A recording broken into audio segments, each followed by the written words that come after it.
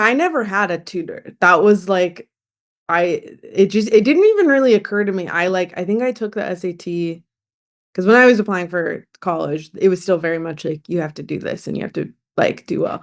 So I think I didn't even take it till fall of my senior year. I don't know if I just forgot or if I was just like really arrogant about it. I literally can't remember. Maybe a combination of both. I don't know. But I was not like prepared for that at all. But I was weirdly I was just like kind of a good test taker, which is like a skill that really only helps you like for those 4 years when you're in high school. But I would help my friends like with their essays and I would like, I don't know, I was kind of like doing that just like for like as a favor to my friends a lot of time, like helping them mostly with like their essays and stuff like that. So that's what I more had like experience doing was helping my friends with their writing. And then when I was in college, I just really needed money. And there's some websites where you can kind of a lot of like caregiver websites kind of work similarly. You sort of make a profile for yourself and you set your own rate and you just like see what kind of hits you get. And I did that. I got some students. I was really kind of improving my way through it. And then I kind of learned, as I was kind of teaching myself like how to be a tutor.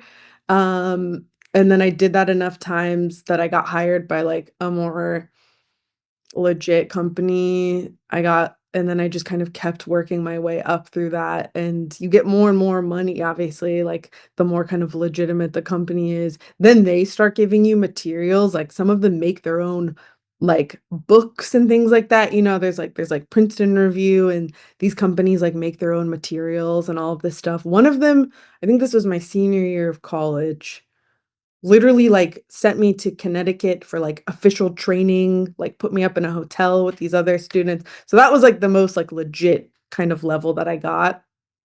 Um and yeah, I mean I did it for years like and it was really kind of it was easy in the sense that you kind of set your own hours and I traveled around a lot during the summers when I come home, back to Georgia. I would tutor here. I did it in New York. I did it in LA. It was something like I always knew reliably I could get hired doing it just because I'd done it for such a long time for so many different companies. I mean, I probably in total worked for like 10 different companies. And sometimes simultaneously, because some of them you'll sign up for them and they only have a couple students for you.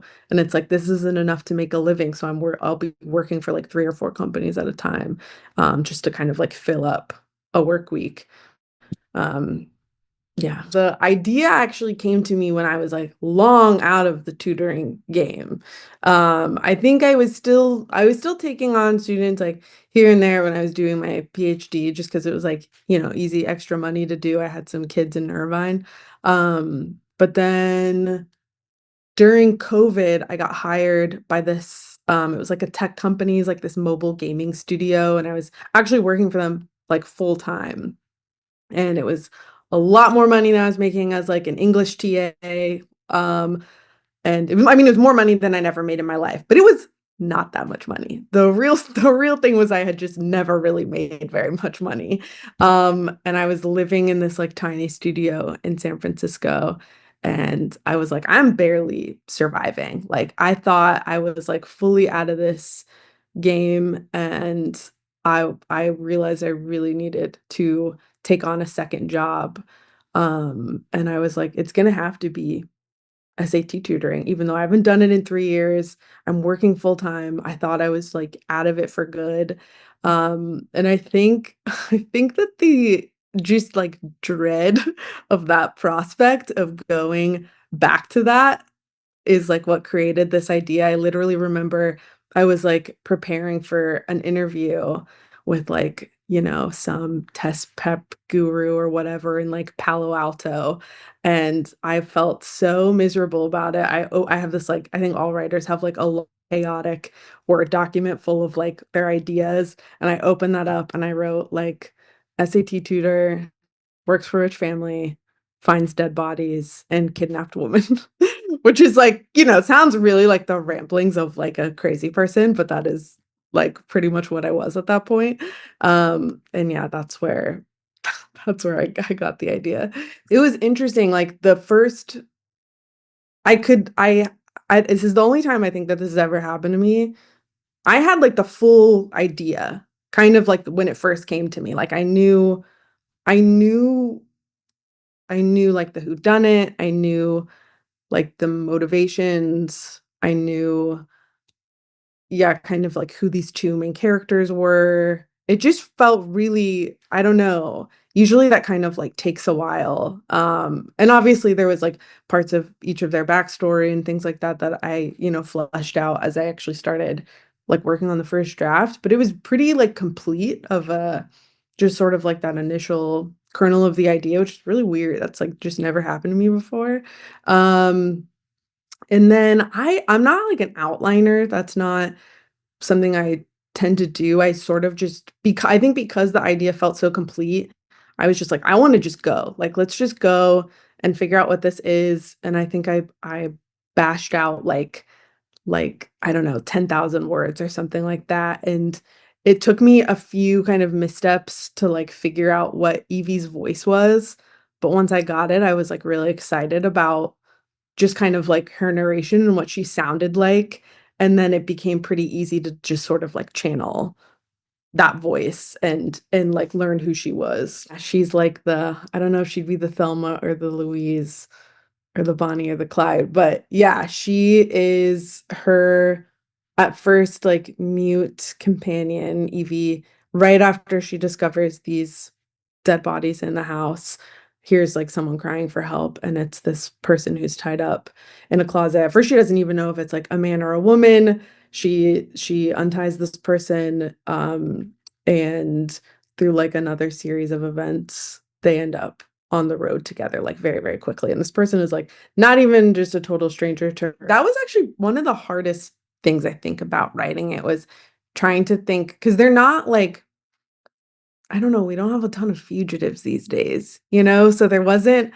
a lot of real life kind of like reference that I could lean on a lot. So a lot of that was just sort of thinking about like realistically how what would be like the pace of like how quickly the story would like spin out where like first it's probably just like local media, then it's going to be like California, then it's maybe the West, then it's maybe even in small towns in like Florida and Maine. Like I don't know how I had to kind of figure out like what would the pace of how big the story balloons be, and then where does that map with like where they currently are. um and yeah, that was, like, pretty I had to really, like, think as logically as possible about, like, how that would begin to play out and, like, when realistically the pressure would, like, really, really be on them and at sort of at different points where they could more reasonably, like, lay low for a bit. I have done that trip, like, 4 times from, like, the East Coast, like the kind of southern East Coast to LA.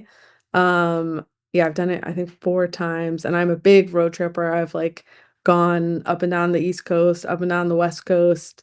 And so I knew I didn't even really have to do very much research. I just was like, I know exactly where they are.